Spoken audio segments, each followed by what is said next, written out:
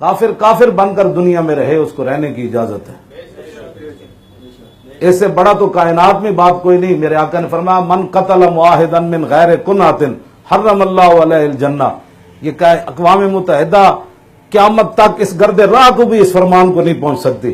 آج ہمیں لوگ بڑی باتیں کرتے ہیں۔ میرے آقا نے فرمایا جو کسی مسلمان ملک میں کافر پناہ لے کر رہ رہا ہو اور بغیر وجہ کے کسی مسلمان نے اس کو قتل کر دیا تو اللہ اس پر جنت حرام کر دے۔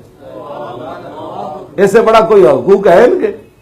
لیکن من غیر کنات بلا وجہ کافر ہونے کی وجہ، گستاخ رسول کا مسئلہ اور ہے۔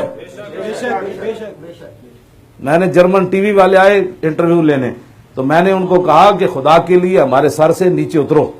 کہنے لگا کیا مطلب؟ میں نے جب ان کو بتایا نا فتح مکہ والے دن میرے آقا جب فاتحانہ انداز سے تشریف لا رہے تھے، ایک کتی کے بچے پڑے تھے، کتی تازہ بچے دیے، جب حضور گزرے دیکھا یہ بچے اس کے، تو صحابی کو کہا کہ آپ یہاں کھڑے ہو جائیں، اس کا کوئی بچہ لشکر کے پاؤں کے نیچے نہ آئے۔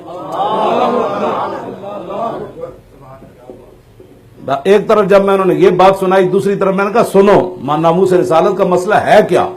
میں نے کہا ابن قتل جس کے بارے میں حضور نے فرمایا جہاں ملے اس کو قتل کر دو، وہ نیچے سے کعبے کے خلاف بڑا مضبوطی سے آج بھی باندھا جاتا ہے، رسیوں سے، رسوں سے، بلکہ وہ نیچے سے چڑھتا آدھے جا کر اس نے لٹک گیا۔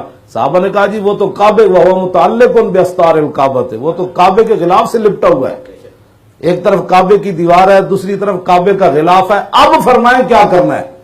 تو میرے آقا نے فرمایا اقتلوا، اس کو وہیں قتل کر دیا۔ میں نے ان کو کہا، میں نے کہا بتاؤ کتی کے بچے تو بچ گئے، انسان کعبے کے ساتھ لپٹا ہوا کیوں نہ بچا؟ میں نے کہا اس مسئلے کو سمجھو۔ وہ حیران ہو کر مجھ سے پوچھنے لگا کہ واقعی ایسے بات ہے؟ میں نے کہا واقعی۔ کہنے لگا ہمیں تو کچھ اور ہی بتایا جاتا۔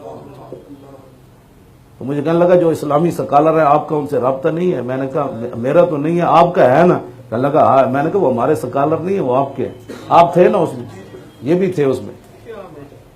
میں نے کہا یہ غلط اسلام کی تم، میں نے کہا کہتا ہے ہم نے تو سنا ہے عیسائی کو یہاں بہت تنگ کیا جا رہا ہے۔ میں نے کہا ابھی گاڑی نکالتے ہیں یوحنا آباد چلتے ہیں، میری کرسی وہاں، میں پر گلیوں میں پھروں گا، کوئی ایک عیسائی بھی مجھے کچھ کہے گا تو پھر بات کر لوں، یا سارے عیسائیوں کو مسجد کے باہر لاؤ، کوئی مسلمان انہیں دیکھ کر پریشان نہیں ہو۔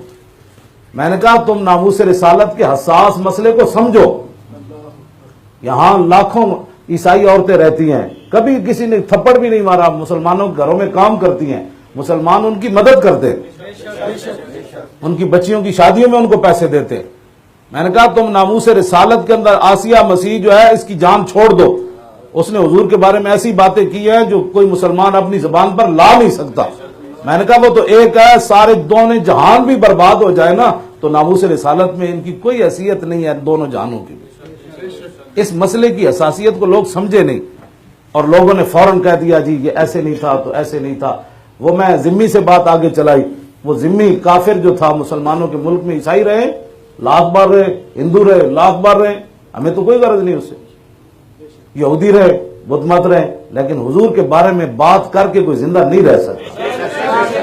یہ مسئلہ ہے اور یہ میرا مسئلہ نہیں ہے، تو یہ مسئلہ ہے، اس کو سمجھنے کی ضرورت ہے۔ ہمیں کوئی گالی دے دے لاکھ بار دے، ہمارے باپ کو کوئی گالی دے لاکھ بار دے، لیکن حضور کے بارے میں تو سانس لینے کا بھی مسئلہ ہے۔